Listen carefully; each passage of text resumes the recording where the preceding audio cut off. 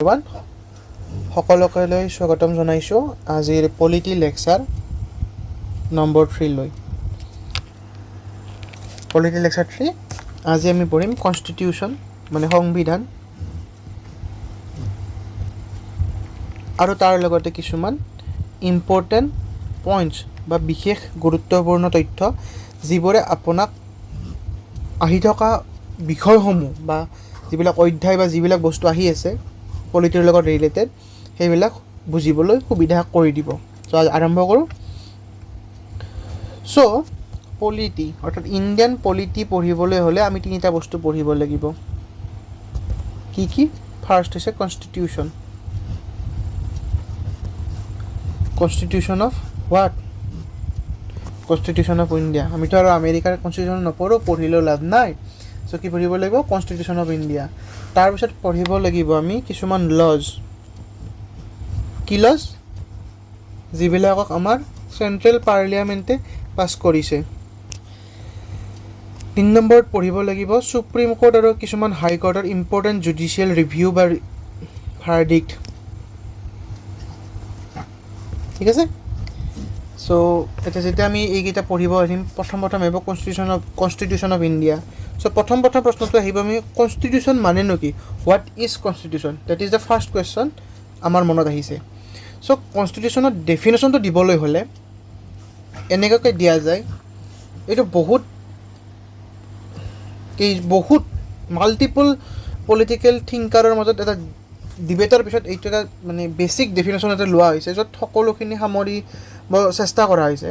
তাত কি কোৱা হৈছে? The vast majority of কণ্টেম্পৰৰী constitution describe the basic principles of state, the structure and the process of government and the fundamental rights of citizen in a higher law that cannot be unilaterally changed by an ordinary legislative act. This higher law is usually referred to as a constitution. মানে কি কৈছে? Constitution মানে হৈছে এখন কিতাপ বা এনেকুৱা এটা বস্তু যিয়ে এখন ষ্টেট মানে ৰাজ্য নহয় দেই। আমাৰ অসম যেনেকৈ এখন ৰাজ্য, মেঘালয় যেনেকৈ এখন ৰাজ্য, তেনেকৈ নহয়। পলিটিৰ ক্ষেত্ৰত ষ্টেট বুলি ক'লে এখন ইণ্ডিপেণ্ডেণ্ট কাণ্ট্ৰিক বুজাব যি ছভৰেইন, অৰ্থাৎ যিয়ে নিজৰ এটা আইডেণ্টিটি আছে। যেনে India is a state, Pakistan is a state. সেইকাৰণে কয় ন Pakistan is a terrorist state. সেই ধৰণৰ। চ' কনষ্টিটিউশ্যন হৈছে এনেকুৱা এখন ডকুমেণ্ট যিয়ে এখন ষ্টেট অৰ্থাৎ এখন দেশ কেনেকৈ চলিব, তাৰ কেনেকুৱা ষ্ট্ৰাকচাৰ হ'ব, কেনেকৈ চলিব, বেছিক প্ৰিন্সিপল, কি ষ্ট্ৰাকচাৰত চলিব, কি থাকিব, কেনেকৈ কি মেকানিজিমত গোটেই প্ৰচেছটো ফ্ল' হ'ব, গভৰ্ণমেণ্টখন কেনেকৈ ৰান হ'ব, আৰু চিটিজেন মানে ইয়াৰ নাগৰিকসকলৰ কিছুমান ফাণ্ডামেণ্টেল ৰাইটছ থাকে। যেনে আপোনালোকে জানে আমাৰ ফাণ্ডামেণ্টেল ৰাইটছবোৰ হৈছে freedom of speech and expression, right to liberty, এনেকুৱা এখন ডকুমেণ্টত লিখা থাকিব, যিখন হৈছে এখন হায়াৰ ল' মানে ইয়াতকৈ ওপৰত আৰু এই ষ্টেটখনত একো নাই। আৰু ইয়াক লেজিছলেটিভ অৰ্থাৎ বিধানপালিকাৰ এখন সাধাৰণ বিল বা এক্টে ইয়াক চেঞ্জ কৰিব নোৱাৰে। বেচিকেলি সেইকাৰণে এই যিখন হায়াৰ ল' আছে সেইখনকে কনষ্টিটিউশ্যন বুলি কোৱা হয়। ঠিক আছে। কনষ্টিটিউশ্যন এনেকুৱা এখন ডকুমেণ্ট যিখন ডকুমেণ্টে আপোনাৰ এখন ষ্টেটৰ গোটেইখিনি ব্যৱস্থা প্ৰণালী বুজাই দিয়ে। সি কেনেকৈ চলিব, ইয়াৰ ষ্ট্ৰাকচাৰ কেনেকুৱা হ'ব, গভৰ্ণমেণ্টে কি কাম কৰিব, ইয়াৰ নাগৰিকসকলৰ কাৰণে কি ফেচিলিটি দিয়া হ'ব, বা কি কৰিব লাগিব, ইত্যাদি।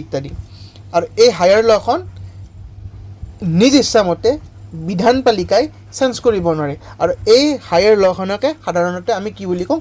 কনষ্টিটিউশ্যন বুলি কওঁ। দ্বিতীয় কথাটো হৈছে এই যিখন হায়াৰ ল' আছে বা যিখনক আমি এতিয়া নাম দিলোঁ কনষ্টিটিউশ্যন, এইখনক বিধানপালিকাই পাছ কৰা কোনো বিধান অৰ্থাৎ লেজিছলেচাৰে পাছ কৰা কোনো বিল বা এক্টে প্লাছ কাৰ্যপালিকাই তৈয়াৰ কৰা যিকোনো ৰুলে ভায়লেট কৰিব নোৱাৰে। অৰ্থাৎ কনষ্টিটিউশ্যনত যদি লিখা আছে 1+1=3, এইটো ভুলেই হওক শুদ্ধই হওক এইটো মানিব লাগিব। এনেকুৱা নহয়, এটা এক্সাম্পল দিছোঁ। চ' যেতিয়া any law pass by legislature and any rule made by executive can not violate constitution, সেইকাৰণে কনষ্টিটিউশ্যনক আমি কি বুলি কওঁ? Supreme law of land. It's supreme law of land and it enjoys special legal sanctity. এই লাইনটো মই অকণমান দেৰিকৈ বুজাই আছোঁ। ইয়াত লিখা আছে, এইখিনি ক'লোঁ, ইট লেজ down the framework defining fundamental political principle. অৰ্থাৎ এখন ৰাজ্যৰ পলিটিকেল প্ৰিন্সিপলটো কি হ'ব? এই ছেকুলাৰ হ'ব নে ডেম'ক্ৰেটিক হ'ব নে ৰিপাব্লিক হ'ব নে মনাৰ্কি হ'ব নে মনাৰ্কি কনষ্টিটিউশ্যন হ'ব নে ৰিপাব্লিক মনাৰ্কি দুয়োটাই থাকিব, সেইবিলাকক এই ফ্ৰেমৱৰ্কটো, এই বেছিক ফ্ৰেমৱৰ্কটো দি দিয়ে। আৰু এটা বস্তু দিয়ে। আমি জানো ষ্টেট বুলি ক'লে ষ্টেটৰ 3টা অৰ্গেন থাকে, সকলোৱে জানো। এইটো বেছিক কথা আমি পঢ়িছোঁ। কি এটা হ'ল এক্সিকিউটিভ, যাক কওঁ আমি কাৰ্যপালিকা, এটা হ'ল লেজিসলেচাৰ, যাক কওঁ আমি বিধানপালিকা, আৰু এটা হ'ল জুডিচিয়াৰী, যাক কওঁ আমি ন্যায়পালিকা। ঠিক আছে? চ' এই তিনিটাৰ কোনটিয়ে কি কাম কৰিব, এই কনষ্টিটিউশ্যনখনে ডিফাইন কৰে যে এক্সিকিউটিভে এইখিনি কামহে কৰিব, লেজিসলেচাৰ এইখিনি কামহে কৰিব, জুডিচিয়াৰী এইখিনি কামহে কৰিব। ঠিক আছে? লগতে গভৰ্ণমেণ্ট প্লাছ কিছুমান গভৰ্ণমেণ্ট ইনষ্টিটিউশ্যনৰ ষ্ট্ৰাকচাৰ কেনেকৈ তৈয়াৰ হ'ব, কি কাম কৰিব, কি পাৱাৰ থাকিব, কি ডিউটি থাকিব, সেইবিলাক ডিফাইন কৰি দিয়ে। এই কনষ্টিটিউশ্যনখনে চিটিজেন্সৰ ৰাইটছ আৰু ডিউটিবিলাকো মেনশ্যন কৰে। এতিয়া আমাৰ কনষ্টিটিউশ্যনত ডিউটিজো আছে, ৰাইটছো আছে। কিছুমানত অকল ৰাইটছ থাকে, কিছুমানত অকল ডিউটিজ, কিছুমানত ৰাইটছ থাকে কিন্তু ডিউটিজখিনি স্পেচিফিকলি মেনশ্যন নাথাকে। আৰু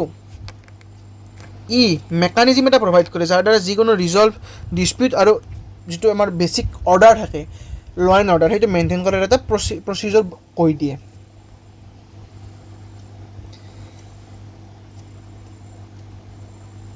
নেক্সট আহিব টাইপছ অফ কনষ্টিটিউশ্যন। কনষ্টিটিউশ্যনৰ বেছিক 4 বা 5টা টাইপ আছে। Written constitution, unwritten constitution, rigid constitution, flexible constitution, আৰু আপোনাৰ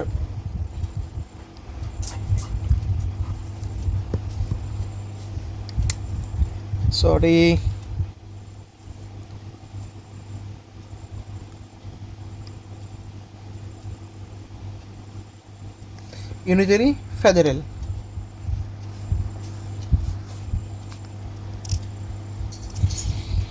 কি ক'লোঁ? Written constitution, unwritten constitution, flexible constitution, rigid constitution. ঠিক আছে? তা ৰিটেন কনষ্টিটিউশ্যন মানে কি? লিখা কনষ্টিটিউশ্যন নেকি? আচলতে ৰিটেন কনষ্টিটিউশ্যনত লিখা আছে codified in a single legal document. Codified মানে ল'বিলাক সদায় লিখাই থাকে। ঠিক আছে? সদায় লিখাই থাকে, কাগজত লিখাই থাকিব। কিন্তু আৰ্টিকল 1 ক'ব চিটিজেনশ্বিপৰ বিষয়ে, আৰ্টিকল 2 ক'ব ফাণ্ডামেণ্টেল ৰাইটছৰ বিষয়ে। এনেকৈ কোডিফাইড কৰা কনষ্টিটিউশ্যনবিলাকক কি বুলি কোৱা হয়? Written constitution. Example USA, India. Clarity আৰু চাৰ্টেনিটি দিয়ে। আৰু এই ৰিটেন কনষ্টিটিউশ্যনৰ এটা মেইন ফিচাৰ্ছ হ'ল কি? Constitution is supreme always. কনষ্টিটিউশ্যনত যি লিখা আছে সেইমতেহে হ'ব। Constitution is supreme. আনৰিটেন কনষ্টিটিউশ্যনখন ৰিটেনে হয়, মানে লিখাই থাকে, বাট কোডিফাইড নহয়। বিভিন্ন কাষ্টম, কনভেনশ্যন এণ্ড জুডিচিয়েল ডিচিশ্যনৰ ওপৰত ডিপেণ্ড কৰে। Famous example UK। এতিয়া চাব ৰজাই কেনেকৈ তাত শাসন প্ৰণালী চলায়। ৰজাইটো আৰু মুখেৰে, আগৰ দিনত কি থাকে, ৰজাৰ মুখেৰে কোৱা কথাটোৱে হৈছে কি? আইন। চ' সেই ব্যৱস্থাটোত UK ডেভেলপড হ'ল। এতিয়া যদিও UK ৰিপাব্লিকান মনাৰ্কি বা মনাৰ্কিয়েল ৰিপাব্লিক বা মনাৰ্কিয়েল ডেম'ক্ৰেচি, তাত কি হয়? তাত এটা কনভেনশ্যন চলে যে ৰজাই যিটো ক'ব সেইটো শেষ হয়। ৰজাই পলিটিকেল ইনফ্লুৱেঞ্চত নাহে, বাট ৰজাই যিটো ক'ব সেইটোৱে ফিক্স তাৰ কাৰণে। চ' তাত কি হয়? এই কনষ্টিটিউশ্যন বহুত ফ্লেক্সিবল এণ্ড এডাপ্টেবল হয়, বহুত ফ্লেক্সিবল। মন গ'লে পাৰ্লিয়ামেণ্টে নিজৰ ইচ্ছামতে এইখন চেঞ্জ কৰিব পাৰে। সেইকাৰণে ইয়াত কোৱা হয় parliament is supreme, or we can say parliament is sovereign, not the king or monarch or the constitution is the state is sovereign. The sovereign means আমাৰ দেশৰ আমি sovereign, আমি সাৰ্বভৌম। আমাৰ কোনে সাৰ্বভৌমত্ব প্ৰদান মানে এইটো কয়? আমাৰ অফিচিয়েল নামটো কি? ভাৰত গণৰাজ্য, ৰিপাব্লিক অফ ইণ্ডিয়া। চ' আমাৰ যিটো সভৰেনিটি আছে এইটো আমি শ্ব' কৰোঁ ভায়া আৱাৰ প্ৰেচিডেণ্ট। কিন্তু লণ্ডনে কি কৰে, তেওঁলোকৰ কিং বা মনাৰ্ক, কিন্তু তেওঁলোকৰ মনাৰ্ক যদিও আছে সেইটো এটা কাষ্টমেৰী, কিন্তু তেওঁলোকৰ ৰিয়েল পাৱাৰ বা ৰিয়েল ৰিপাব্লিকটো তেওঁলোকে শ্ব' কৰে থ্ৰু দেয়াৰ পাৰ্লিয়ামেণ্ট। ঠিক আছে। ৰিজিড কনষ্টিটিউশ্যন মানে এনেকুৱা এখন কনষ্টিটিউশ্যন যিখনক এমেণ্ড কৰিবলৈ বহুত কঠিন প্ৰচেছ। এক্সাম্পল ইউ এছ এ যদি সংবিধানখন এমেণ্ড কৰিব লাগে, আমাৰ দৰে এনেকুৱা নহয় বিল এখন পাছ কৰিছোঁ, লোকসভাত গৈছে পাছ হৈছে, লোকসভা ৰাজ্যসভাত গৈছে পাছ হৈছে, প্ৰেচিডেণ্টে চাইন কৰিছে, কনষ্টিটিউশ্যন এমেণ্ড হৈ গ'ল। ন' আমেৰিকা ধৰিবলৈ হ'লে ছেইম আমাৰ দৰে প্ৰচেছ যাব লাগিব, তাৰপিছত ষ্টেট বৰ্ডত যাব লাগিব, ষ্টেট বৰ্ডে আকৌ নিজৰ লেজিছলেচাৰত পাছ কৰি ইয়াক ৰেক্টিফাই কৰিব লাগিব, তাৰ পিছতহে প্ৰেচিডেণ্টে চাইন কৰিলেহে এখন এমেণ্ডমেণ্ট হয়। সেইকাৰণে ৰিজিড কনষ্টিটিউশ্যন এখন বহুত টান এমেণ্ডমেণ্টৰ ক্ষেত্ৰত। ইয়াত অকল ৰিজিড কনষ্টিটিউশ্যন মানে এনেকুৱা নহয় যে এমেণ্ডমেণ্ট নহয়, এমেণ্ডমেণ্ট হ'ব, কিন্তু এমেণ্ডমেণ্ট কৰিব পৰা প্ৰচেছটো বহুত টান। আমি জাপানৰখনকো ক'ব পাৰোঁ, কিন্তু মইতো চিয়'ৰ নহয়, কিন্তু জাপানৰখন হয় বুলি মোৰ এটা অনুমান আছে। Flexible, can be amended like ordinary laws UK, আমাৰখন নহয় দেই, আমাৰখন কিন্তু ফ্লেক্সিবল নপৰে, আমাৰখন ফ্লেক্সিবল প্লাছ ৰিজিড দুয়োটাৰ মিডিলত থাকে। দেন আহিব ইউনিটাৰী এণ্ড ফেডাৰেল। এইটো অকণমান ক্ৰিটিকেল হয়। কিয় ক্ৰিটিকেল হয়?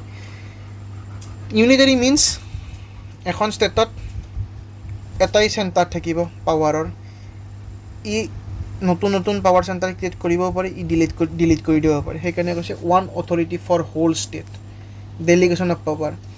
মই ৰজা, মোৰ তাত সমস্ত শক্তি নিহিত হৈ আছে, মই যি ক'ম, মই যি কৰিম সেয়াই হ'ব ন্যায়, সেয়াই হ'ব শাসন, সেয়াই হ'ব আইন।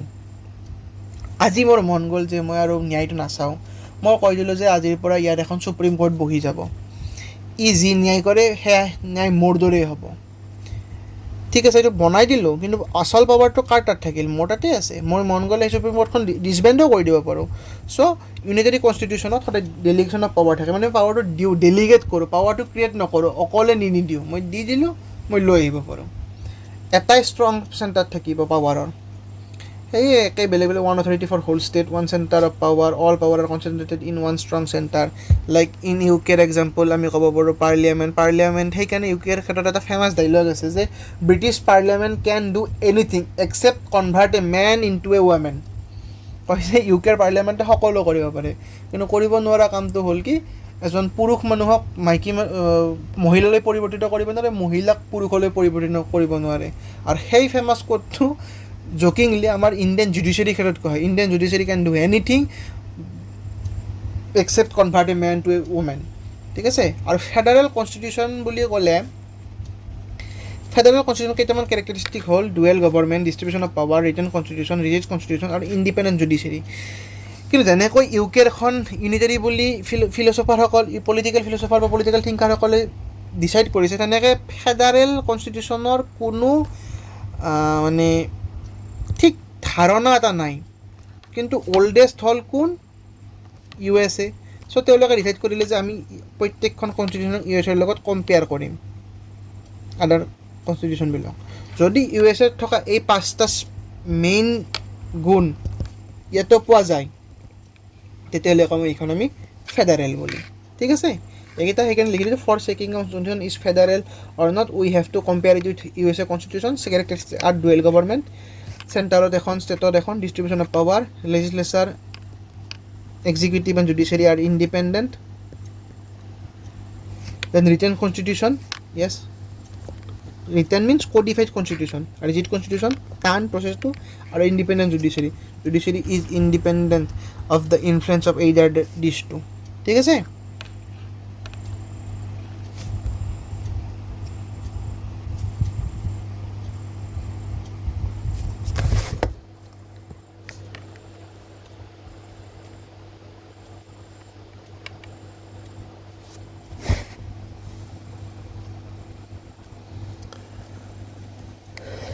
তাৰপিছত আমি পঢ়িব লাগিব এতিয়া ভাৰতৰ কনষ্টিটিউশ্যনখন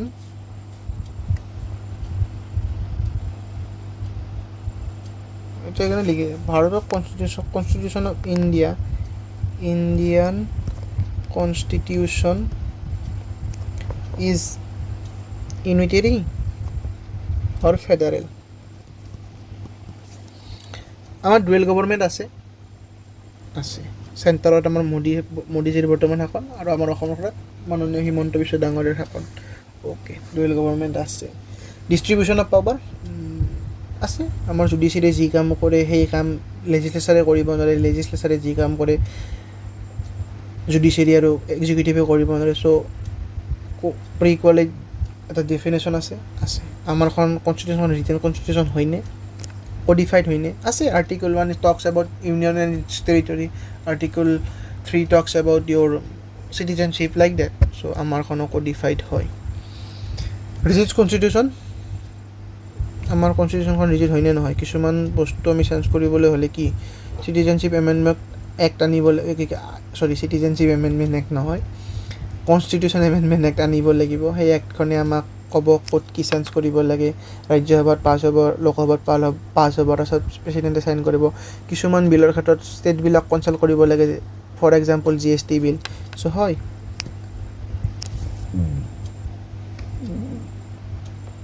দেন ইণ্ডিপেণ্ডেণ্ট জুডিচিয়াৰী আমাৰ জুডিচিয়াৰীটো ইণ্ডিপেণ্ডেণ্ট হয়নে নহয় আমাৰ জুডিচিয়াৰী ইণ্ডিপেণ্ডেণ্ট হয়নে নহয় হয় আমাৰ জুডিচিয়াৰীটো ইণ্ডিপেণ্ডেণ্ট হয় কিয় ইণ্ডিপেণ্ডেণ্ট হয় আমাৰ জুডিচিয়াৰীটো সুপ্ৰিম কোৰ্টে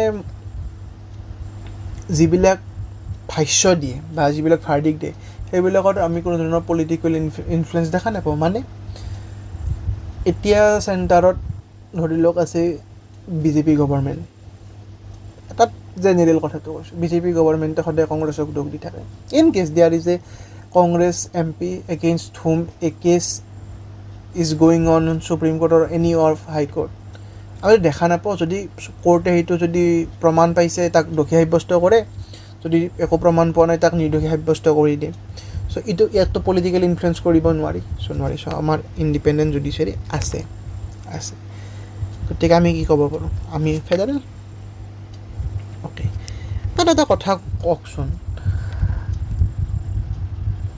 চেণ্ট্ৰেল গভৰ্ণমেণ্টৰ ৰিপ্ৰেজেণ্টেটিভ হৈছে ষ্টেটখনত গভৰ্ণৰৰ মন গ'লে কনষ্টিটিউশ্যনেল মেচিনাৰীটো ভংগ হোৱা বুলি প্ৰেচিডেণ্টক কৈ কিনে ইয়াত এখন ষ্টেটত এখন ৰাজ্যত প্ৰধানমন্ত্ৰীৰ শাসন ৰাষ্ট্ৰপতিৰ শাসন লগাই দিব পাৰে চ' পাৱাৰটো আল্টিমেটলি কাৰ হাতত থাকিল চেণ্ট্ৰেল গভৰ্ণমেণ্টৰ হাতত থাকিল কেনেকৈ এইটো সুধিব পাৰে গভৰ্ণৰটোক এপইণ্ট কোনে কৰে প্ৰেচিডেণ্টে ৰিমুভ কোনে কৰে he is doing everything on the pleasure of president so' প্ৰেচিডেণ্টে কাৰ এড এণ্ড এডভাইচ মতে কাম কৰে চেণ্ট্ৰেল গভৰ্ণমেণ্টৰ এড এণ্ড এডভাইচ মতে কাম কৰে চেণ্ট্ৰেল কেবিনেটৰ চ' আল্টিমেটলি কি আমাৰ গোটেই অল অভাৰ ইণ্ডিয়াৰ পাৱাৰটো ক'ত কনচেনট্ৰেট হৈছে চেণ্ট্ৰেল কেবিনেটৰ হাতত য়েছ চ' ফেডাৰেলৰ কেৰেক্টাৰিষ্টিক্স ডুৱেল গভৰ্ণমেণ্ট কিন্তু আমাৰ যোন চেণ্ট্ৰেল কেবিনেটত যদি মন যায় লগালগ ডুৱেল গভৰ্ণমেণ্ট গুচাই কিনে প্ৰেচিডেণ্ট শাসন লাগু কৰি চেণ্ট্ৰেল লেজিছলেচাৰে গোটেইখিনি ল প্ৰণয়ন কৰিব হ'ব অ'কে এইটো এটা পইণ্ট আমি গম পালোঁ এইটো ইউনিটেৰীৰ পইণ্ট আহি গ'ল ঠিক আছে নেক্সট আহিল ডিষ্ট্ৰিবিউশ্যন অফ পাৱাৰ চেম যদি ইনকেছ আমাৰ দেশত ইমাৰ্জেঞ্চিৰ ক্ষেত্ৰত ইমাৰ্জেঞ্চি যদি ডিক্লেয়াৰ কৰা হয় তেতিয়াহ'লে কি হয় লেজিছলেচাৰ জুডিচিয়াৰী এইবিলাক একো নাথাকে চেণ্ট্ৰেল কেবিনেটে গোটেইখিনি ডিচিজন লৈ প্ৰেচিডেণ্টৰ থ্ৰুদি এক্সিকিউটিভে এভৰিথিং কাম কৰে বাকী সমস্ত মেচিনাৰী ক্ল'জ হৈ যায় চ' এইটোতো ইউনিটেৰীৰ এটা বৈশিষ্ট্যত পৰি গ'লোঁ আমি okay not in normal circumstances unfortunate circumstance হ'লেতো আমি ইউনিটেৰী হৈ যাওঁ এয়া দুইটা পইণ্টতে আনফৰ্চুনেট চাৰ্কামষ্টেঞ্চ হ'ব লাগিব দেই নৰ্মেল চাৰ্কামষ্টেঞ্চত আমি ফেডাৰেল বিহেভ কৰি থাকোঁ আনফৰ্চুনেট চাৰ্কামষ্টেঞ্চ যেনেকৈ মণিপুৰত এতিয়া প্ৰেচিডেণ্ট শাসন লাগু হৈ আছে এই মুহূৰ্তত চ' এয়া হোৱাৰ কেনেকৈ এতিয়া মণিপুৰখন কোনে চলাই আছে ষ্টেট গভৰ্ণমেণ্টে চলাই আছে এতিয়া মণিপুৰখন চলাই আছে চেণ্ট্ৰেল গভৰ্ণমেণ্টে একেদৰে ছেকেণ্ডটো পইণ্ট আছিল ডিষ্ট্ৰিবিউশ্যন অফ পাৱাৰ ছেইম ইমাৰ্জেঞ্চিৰ ক্ষেত্ৰত আৰ্টিকল 352 356 360 তাৰপিছত ৰিটেন কনষ্টিটিউশ্যন অ'কে আমাৰখন ৰিটেন কনষ্টিটিউশ্যন হয় কিন্তু যেতিয়া আমাৰ সংবিধানখন লিখিছিলে তেতিয়া ৰাজ্যসমূহক কনচাল্ট কৰা হৈছিলে নেকি নাই ৰাজ্যসমূহক কোনো ধৰণৰ কনচাল্ট কৰা হোৱা নাই ৰাজ্যসমূহৰ মন মৰ্জি থাকক নাথাকক লিখিছে সেইটো ইম্প'জ কৰি দিয়াৰ নিচিনা হৈছে নে হোৱা নাই চ' এইটো কি হ'ল ৰিটেন কনষ্টিটিউশ্যন ইউনিটেৰীৰ ফেডাৰেলৰ কেৰেক্টাৰিষ্টিক শ্ব' কৰি আছিল আছে এতিয়া বৰ্তমান আফটাৰ ইমপ্লিমেণ্টেশ্যন আগতো ষ্টেটবিলাকক খোজা হোৱা নাছিল গতিকে কি শ্ব' কৰিলে ইউনিটেৰিৰ এটা কেৰেক্টাৰিষ্টিক শ্ব' কৰিলে দেন আহিল ৰিজিড কনষ্টিটিউশ্যন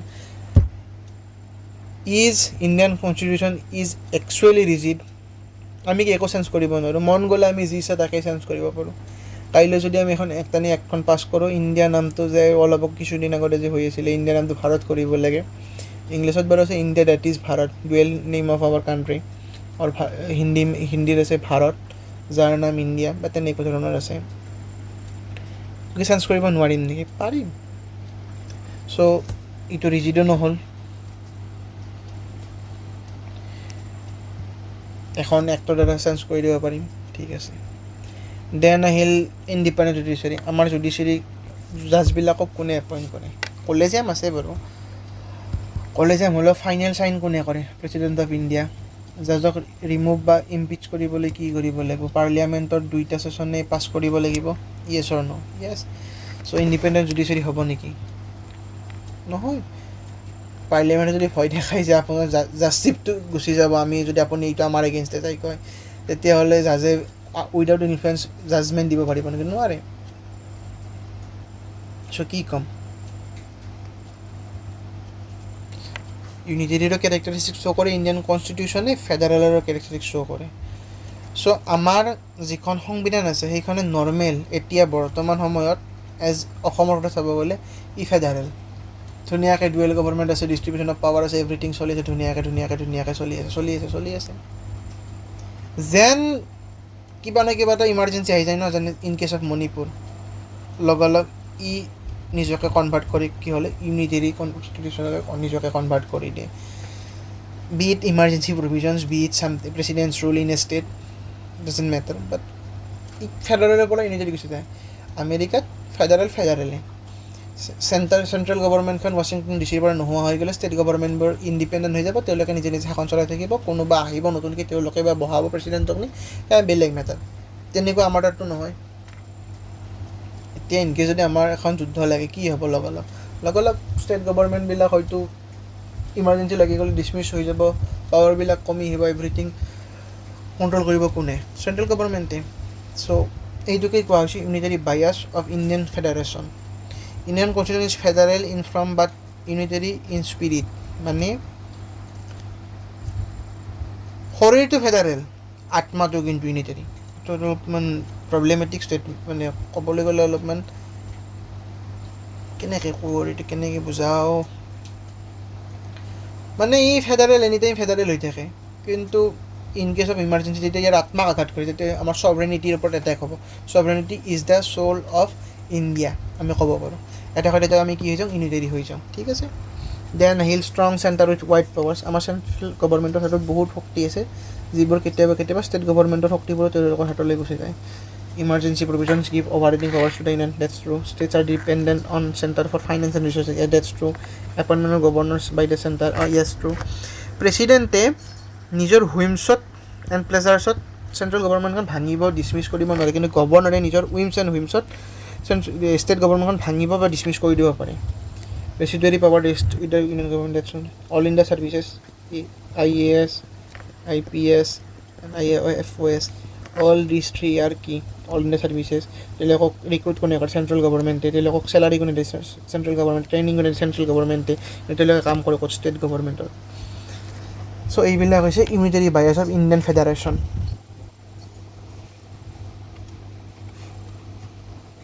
চ' সেইকাৰণে ইণ্ডিয়ান কনষ্টিটিউশ্যনখন হৈছে ৱৰ্ল্ডত এখন unique constitution Indian constitution is unique so' political thinkers give it a name of quasi-federal মানে ই 60% ফেডাৰেল হৈ থাকে 40% টাইম কিন্তু ইউনিটাৰীৰ দৰে বিহেভ কৰে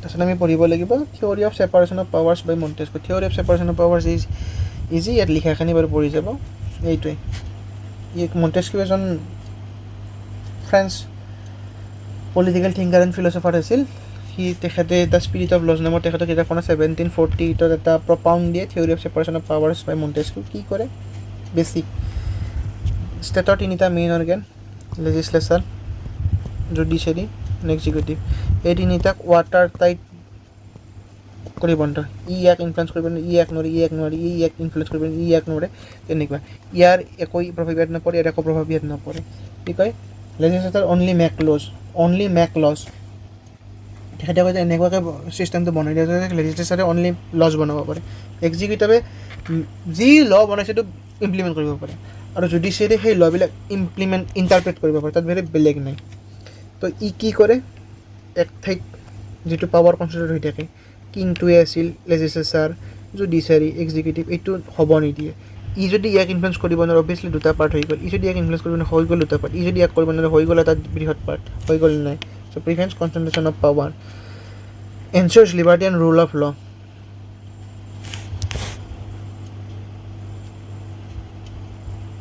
ট্ৰিপলেট ছিষ্টেম বুলি কয় সেইটো তেখেতে ইউজ কৰা নাছিল তেখেতে ডিষ্ট্ৰিবিউশ্যন অফ পাৱাৰ ইউজ কৰিছিল এইটো মানে এনে পঢ়ি চাব এবাৰ ভিডিঅ'টো প'ষ্ট কৰি একবাৰ এনে জাষ্ট এইটো পঢ়ি চাব চিংগল মনাগৰ চিমিলাৰ এৰিষ্টক্ৰেচিত নহয়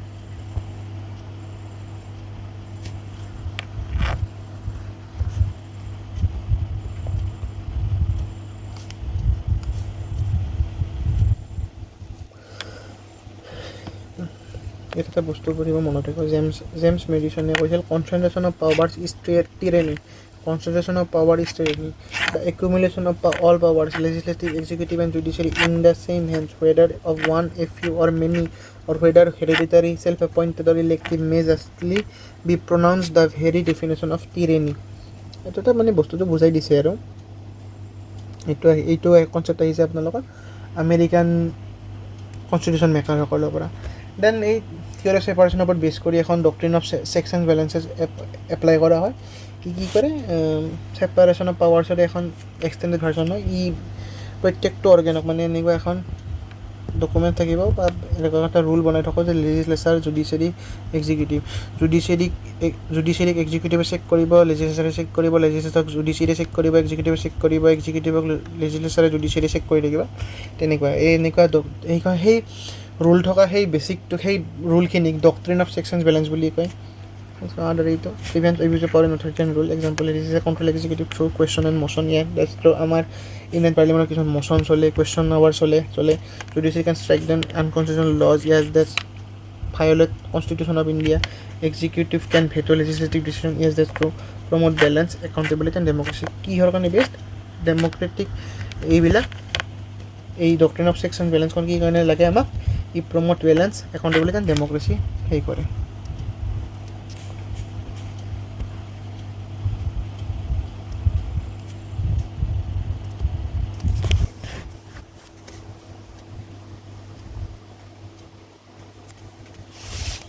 দেন মেইন টপিক আহিব আমাৰ মেজৰিটি অৰ্থাৎ বিল এখন পাছ কৰিবলৈ আমি শুনো না মেজৰিটি আছে হোৱাট ইজ মেজৰিটি মেজৰিটি চাৰি ধৰণৰ absolute simple effective and special absolute majority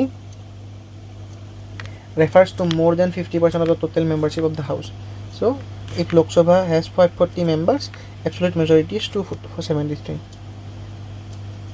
yes so এই এবছলিউট মেজৰিটি কাক কেতিয়া লগা হয় যেতিয়া প্ৰাইম মিনিষ্টাৰে গভৰ্ণমেণ্টখন বনায় তেতিয়াতো কি বোলে অৰ্থাৎ মানে আমি কওঁ যে 270খন ছিট পালে সংখ্যাগৰিষ্ঠতা পাব 270খন পালে সংখ্যাগৰিষ্ঠতা দল নাপায় সেইটোকে এবছলিউট মেজৰিটি বুলি কোৱা হয় এইটো স্পেচিফিক একদম সাধাৰণ কিছুমান বিল পাছ কৰাৰ কাৰণে লাগে আহিব চিম্পল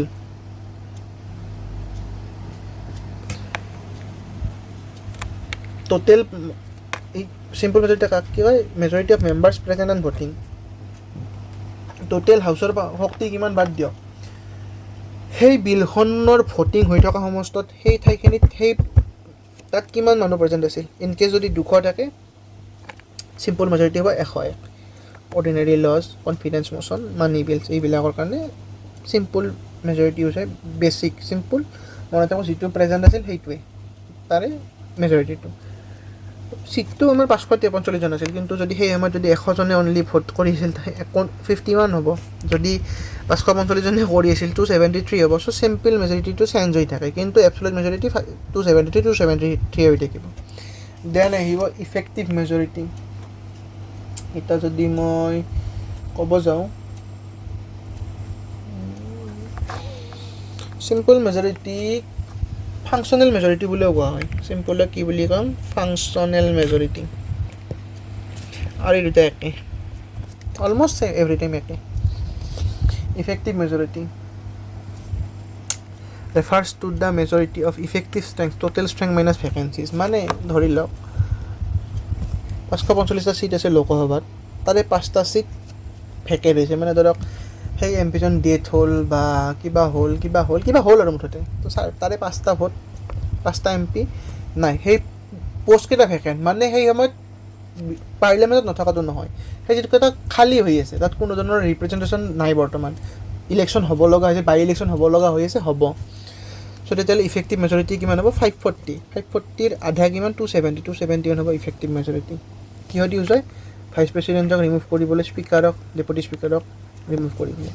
দেন আহিব স্পেচিয়েল মেজৰিটি। স্পেচিয়েল মেজৰিটি মোৰ দেন এ চিম্পল অৰ এ এবছলুট মেজৰিটি। এইটোতো অকণমান ক্ৰিটিকেল আছে। মই চিম্পল মেজৰিটি আচলতে 2 ধৰণৰ আছে, মই বুজাই দিছোঁ।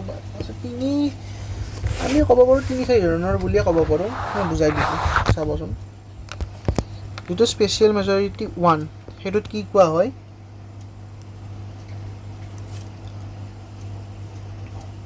এশটা মেম্বাৰ প্ৰেজেণ্ট আৰু ভোটিং কৰি আছে, চ' তাৰে 2/3 অৰ্থাৎ 66, অৰ্থাৎ স্পেচিয়েল মেজৰিটি 1ৰ ক্ষেত্ৰত হ'ব 67, অৰ্থাৎ স্পেচিয়েল মেজৰিটি 1এ কি কৈছে? মোৰ দেন 2/3 of members present and voting.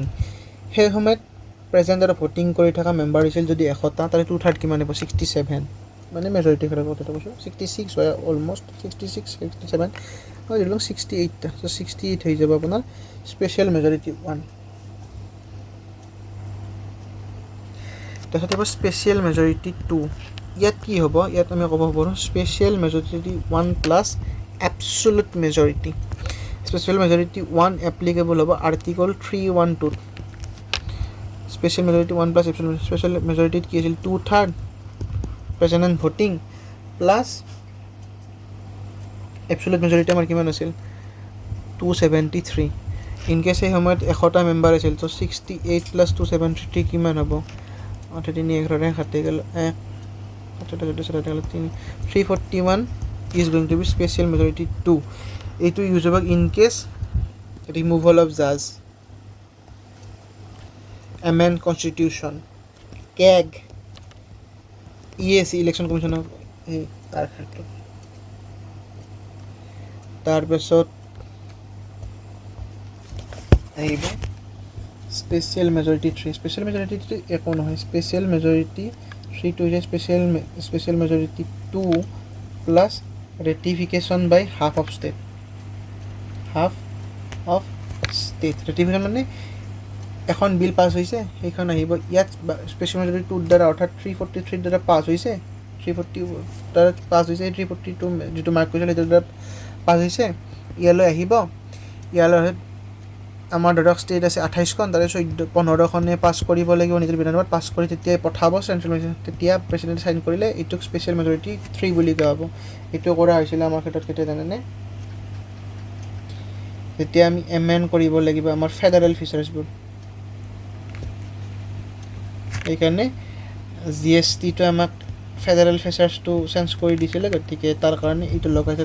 এটা কথা মনত ৰাখিব, অসম আছিলে সেই ক্ষেত্ৰত প্ৰথম, যিয়ে GST বিলত প্ৰথম ৰেটিফিকেশ্যন কৰি পাছ কৰিছিলে। তেতিয়া মুখ্যমন্ত্ৰী আছিলে অসমৰ শ্ৰী সৰ্বানন্দ সোণোৱাল ডাঙৰীয়া।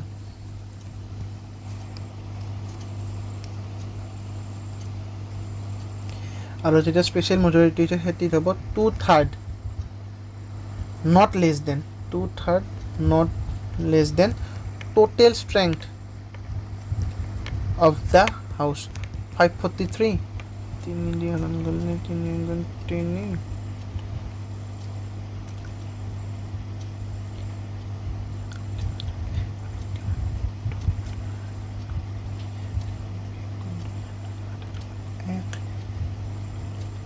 চ' স্পেচিয়েল মেজৰিটি 4 হ'ব 363টা মনত ৰাখিব। এইকেইটাই হৈছিল আমাৰ স্পেচিয়েল মেজৰিটিৰ ভাগ।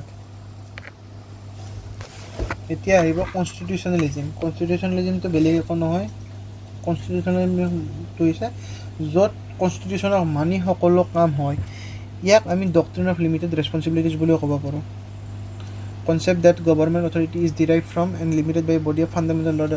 মানে গভৰ্ণমেণ্টে ক'ৰ পৰা অথৰিটিটো ল'ব আৰু কিছুমান ক্ষেত্ৰত তাৰ সি কৰিব পৰা কামখিনি লিমিটেড কৰি দিয়ে। কাৰ দ্বাৰা? কনষ্টিটিউশ্যনৰ দ্বাৰা। Ensure of rule of law, accountability and protection of right, prevents arbitrary use of power, core principle. সেইকাৰণে জাষ্ট মনত ৰাখিব বাছ। Supremacy of constitution, separation of power, checks and balance, fundamental rights of person. এই গোটেইখিনি আমাৰ ইণ্ডিয়াত পোৱা যায়। টু গিভ পাৱাৰ টু এইটো কিন্তু মেইন পইণ্ট। কনষ্টিটিউশ্যনেলিজিমৰ এইটো মেইন পইণ্ট। কি মেইন পইণ্ট এইটো? গভৰ্ণমেণ্টে আপোনাৰ কাৰণে যি কৰিব পাৰে, কিন্তু আপোনাৰ ফাণ্ডামেণ্টেল ৰাইটছত কিন্তু হাত দিব নোৱাৰে। আপোনাৰ যদি ফাণ্ডামেণ্টেল ৰাইটছত হাত দিয়া নাই, আপুনি লগালগ সুপ্ৰিম কোৰ্ট হাইকোৰ্টত গুচি যাব পাৰে। চ' এইটোতে কি কৰিলে? কনষ্টিটিউশ্যনে আপোনাক পাৱাৰ দিছে। আপুনি গভৰ্ণমেণ্টে যেনেকৈ ৰুল বনাই আপুনি মানি চলিব লাগিব, কিন্তু সেই ৰুলটো যদি আপোনাৰ ফাণ্ডামেণ্টেল ৰাইটছত অধিকাৰ মানে আপোনাৰ ফাণ্ডামেণ্টেল ৰাইটত এটেক কৰে, আপুনি ফ্ৰী। আপুনি কোৰ্টত গৈ সেই ল'টো ডিছমিছ কৰাই দিব পাৰিব। চ' এইটো এটা নিগেটিভ এটা বস্তু দিয়ে গভৰ্ণমেণ্টৰ ক্ষেত্ৰত। In case of India apply constitution কেনেকৈ? ছেপাৰেশ্যন অফ পাৱাৰ আছে আমাৰ, ইণ্ডিপেণ্ডেণ্ট জুডিচিয়াৰী আছে, ইণ্ডিপেণ্ডেণ্ট লেজিছলেচাৰ আছে, ইণ্ডিপেণ্ডেণ্ট এক্সিকিউটিভ আছে, popular sovereignty lies with people. আমাৰ ভোট হয় ইলেকশ্যনত, যদি কোনোবা ৰাহুল গান্ধী পপুলাৰ হয়, ৰাহুল গান্ধী জিকি যাব। মোদীজী পপুলাৰ হৈছে, মোদীজী জিকিব। Rule of law, nobody can be punish in body or goods except a breach of law. যদি আপুনি বা মই কোনো ধৰণৰ আইন কানুন নাভাঙো, আমাক কোনেও আহি একো হাৰ্ম কৰিব নোৱাৰে। ডেট ইজ ৰুল অফ ল। আমাৰ জুডিচিয়াৰী ইণ্ডিপেণ্ডেণ্ট, আমাৰ প্ৰত্যেকৰে ইণ্ডিভিজুৱেল ৰাইটছ আছে। চ' এইখিনিয়ে হৈছে কনষ্টিটিউশ্যনৰ থৰ্মবোৰ। মনত ৰাখিব, ইয়াৰ বিষয়ে বিশেষ কুৱেশ্যন নাহে। আৰু যদি আহেও ধৰক APSCৰ ক্ষেত্ৰত, তেতিয়াহ'লে আমি যেতিয়া আৰু আপোনালোকৰ কাৰণে বিভিন্ন ধৰণৰ প্ৰচেষ্টা আমি হাতত ল'ম নহয়, তেতিয়া আমি এইবিলাক কৰি দিম। তেতিয়া আৰু এই নোটছখিনিৰ পৰি কনষ্টিটিউশ্যনৰ আহিলে কুৱেশ্যন আহিলে আপুনি মই যিখিনি ক'লো সেইখিনি যদি মনত আছে, A+, এই যিকেইটা পইণ্ট লিখি দিছে, এই পইণ্টকেইটা অকণমান বহলাই লিখি দিলে 10 মাৰ্কছৰ কুৱেশ্যনৰ কাৰণে ছাফিচিয়েণ্ট হ'ব। দেন আহিব প্ৰিএম্বল হৈছে ইণ্ডিয়ান কনষ্টিটিউশ্যনৰ কি philosophy or soul of Indian constitution. Preamble কি? We the people of India having solemnly resolved to constitute India into a sovereign socialist secular democratic republic and to secure to all citizens justice, social, economic, political liberty of thought, expression, belief, faith and worship, equality of status and opportunities, and to promote among them all fraternity, assuring the dignity of individual and the unity of integrity of the nation. In our Constituent Assembly this 26th day of November 1949 do hereby adopt, enact and give to ourselves this constitution. So প্ৰিএম্বলে কি কৰে? প্ৰিএম্বলে ideal and goals of the constitution মেকাৰবিলাক আমাৰ সন্মুখত ৰাখি দিয়ে। আৰু Golaknath versus state of Punjab 1967 এটা কেছ হৈছিল। Golaknath versus state of Punjab. তাত কি কৈছিলে সুপ্ৰিম কোৰ্টে? The preamble contains in a nutshell its ideas and its aspiration. So' প্ৰিএম্বলে কনষ্টিটিউশ্যনৰ আইডিয়া আৰু এছপিৰেশ্যনছখিনি থুলমূলকৈ বুজাই দিয়ে। সেই 1960 চনত এটা আৰু কেছ হৈছিলে, বেৰুবাৰী কেছটো যিটো আছিলে, Berubari union and exchange of এনক্লেভছৰ, সেই কেছত সুপ্ৰিম কোৰ্টে কৈছিলে preamble is the key to open the minds of the maker. So' আমাৰ কনষ্টিটিউশ্যন প্ৰণেতাসকলে কি ভাবি সেই সময়ত লিখিছিল, সেইখন খোলাৰ কাৰণে কি হ'ল প্ৰিএম্বল। প্ৰিএম্বলখন based on objective resolution proposed by Pandit Jawaharlal Nehru কেতিয়া কৈছিলে দিছিলে, আৰু এইটো এডপ্ট কৰিছিলে কেতিয়া কনষ্টিটিউশ্যন এছেম্বলিয়ে? Jan 22nd 1947. চ' ইয়াত 4টা পাৰ্টক আমি ভাগ কৰিব পাৰিম. 4টা পাৰ্ট কি হ'ল? উই দ্য পিপল অফ ইণ্ডিয়া, এইটো কি হ'ল? Source of authority. কোনে অথৰিটি দিছে কনষ্টিটিউশ্যনক আমাৰ ওপৰত শাসন চলাবলৈ? উই দ্য পিপল অফ ইণ্ডিয়া, আমি ভাৰতৰ নাগৰিকসকলে কনষ্টিটিউশ্যনক পাৱাৰ দিছোঁ আমাৰ ওপৰত শাসন চলাবলৈ. দেন ইণ্ডিয়ান ষ্টেটখন কেনেকৈ, কি নেচাৰ হ'ব, কি কেৰেক্টাৰিষ্টিক শ্ব' কৰিব? Sovereign, socialist, secular, democratic, republic. Okay, এইটো হ'ব nature of Indian states. Then justice, liberty, equality and fraternity are going to be objective of the constitution. এই চাৰিটা কি? Objective of the constitution. আৰু date of adoption থাকিব. Date of adoption to কি? Adoption 26 November 1949. Date of ইনেক্টমেণ্ট আৰু adoption দুটা বেলেগ বেলেগ বস্তু দেই. ডেট অফ ইনেক্টমেণ্ট হৈছিল 26 জানুৱাৰী 1950, মোটামুটি 2 মাহ পিছত. কিন্তু এডপশ্যন হৈছিলে কেতিয়া? 26 নৱেম্বৰ 1950 এই লগালগ, এই এডপ্ট হোৱাৰ লগালগ কিছুমান প্ৰাৱধান লাগি গৈছিল, আমাৰ ইনেক্ট হৈ গৈছিল, যেনে চিটিজেনশ্বিপ, নেইম, এইবিলাক ইনেক্ট হৈ গৈছিল. চ' আমি এতিয়া পঢ়িম চ'ৰ্চ অফ অথৰিটি, গম পালোঁ, we the people of India. Then আমি পঢ়িম nature of Indian state.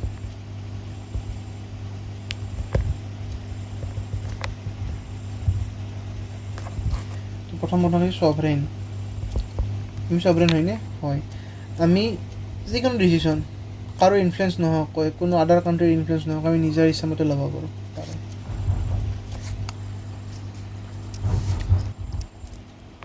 Then Democratic.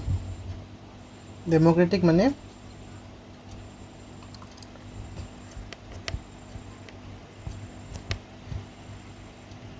people's powers and equal participation of all citizen. ঠিক আছে? ভোট দিব যাওঁ, সেইটোকে আমি ক'ব পাৰোঁ, ভোট দিয়া প্ৰচেছটোকে আমি ডেম'ক্ৰেটিক বুলি ক'ব পাৰোঁ. যোনে যাৰ য'তে মন যায়, কাৰোবাৰ আপত মন যাব আপত ভোট দিব, কাৰোবাৰ মন যাব ক'ৰবাত. That is Democratic. Republic means the head of the state should be elective. Head of state equal to elected. আমাৰ প্ৰেচিডেণ্ট ইলেক্টেড হয় নে নহয়? হয়, আমি হয় ইলেক্টেড হয়. আমি ডাইৰেক্টলি ইলেকশ্যন নকৰোঁ, কিন্তু আমাৰ ইলেক্টেড ৰিপ্ৰেজেণ্টেটিভসকলে তেওঁক ইলেক্ট কৰে. চ' হেড অফ দ্য ষ্টেট ইণ্ডিয়াৰ ক্ষেত্ৰত ইলেক্টেড হয়. কিন্তু এই ক্ষেত্ৰত যদি ইউনাইটেড কিংডমৰ কথাটো ক'ব যাওঁ, ইউনাইটেড কিংডমৰ কিন্তু ইলেক্টেড নহয়, তাৰ হেৰিডিটাৰী. চ' সেইটো মনাৰ্কি, সেইটো ৰিপাব্লিক নহয়. সেইকাৰণে United kingdom is a democracy but not a Republic. India, USA এইবিলাক হৈছে কি ৰিপাব্লিক, ডেম'ক্ৰেটিক বুলি কয়. ছ'চিয়েলিষ্টটো আচলতে আমাৰ ক্ষেত্ৰত নাছিলে. ছ'চিয়েলিষ্টটো আহে 42nd amendment, constitution amendment act 1976 through the ভৰাই যায়. ছ'চিয়েলিষ্টে কি হৈছে? ফিলচফি অফ যিটো ছ'চিয়েলিজিমৰ যিটো ফিলচফি আছিল, ইনইকুৱেলিটি অফ ইনকাম ষ্টেটাছ, যিটো এলিমিনেট কৰাৰ কথা কয়, সেইটো আমাৰ কনষ্টিটিউশ্যনত ভৰাই দিবলৈ চেষ্টা কৰা হৈছিলে. আৰু এইটো কৈছিলে কোনে? সুপ্ৰিম কোৰ্টে DS Nakara versus union of India 1983. Okay,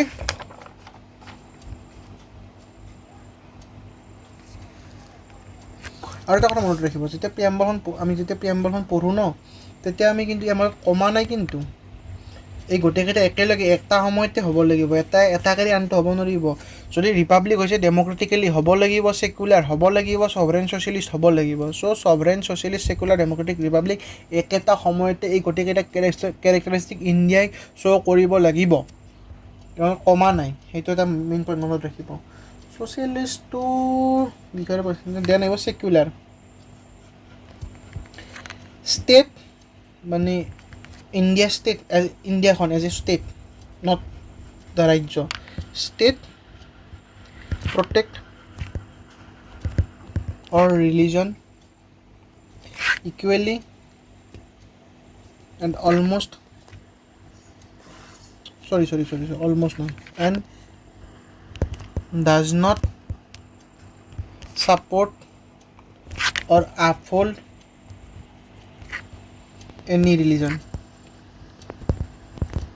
আমাৰ ষ্টেট ৰিলিজন আছে নেকি? নাই, আমি কোনো ৰিলিজনকে নামানো। আমাৰ ষ্টেট এজ এ ইণ্ডিয়াত আপোনাৰ মন গৈছে আপুনি আজি ইছলাম, কাইলৈ হিন্দু, পৰহি খ্ৰীষ্টান, আপোনাৰ মন গৈছে আপুনি চেঞ্জ হৈ থাকিব পাৰিব।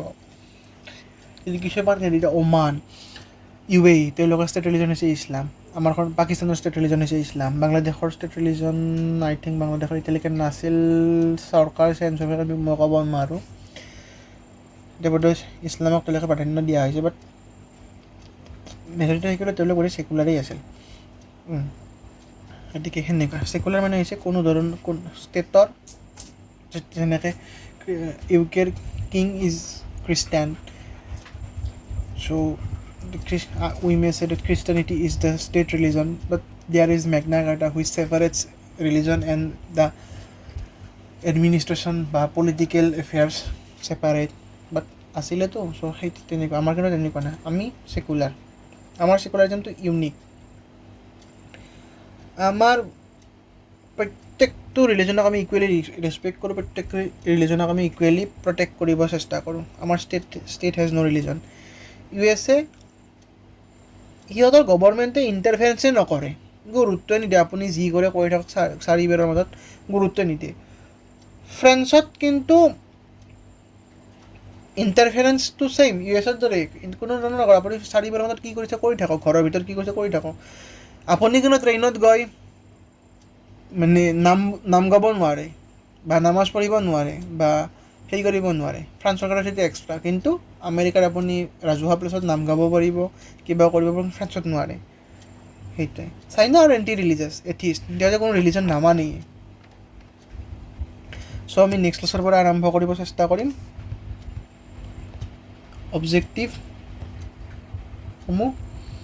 তাৰপিছত আমি এটা মেইন কুৱেশ্যন পঢ়িম, is preamble part of Indian constitution হয়নে নহয়।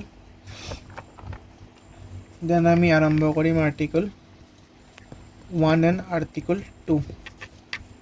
চ'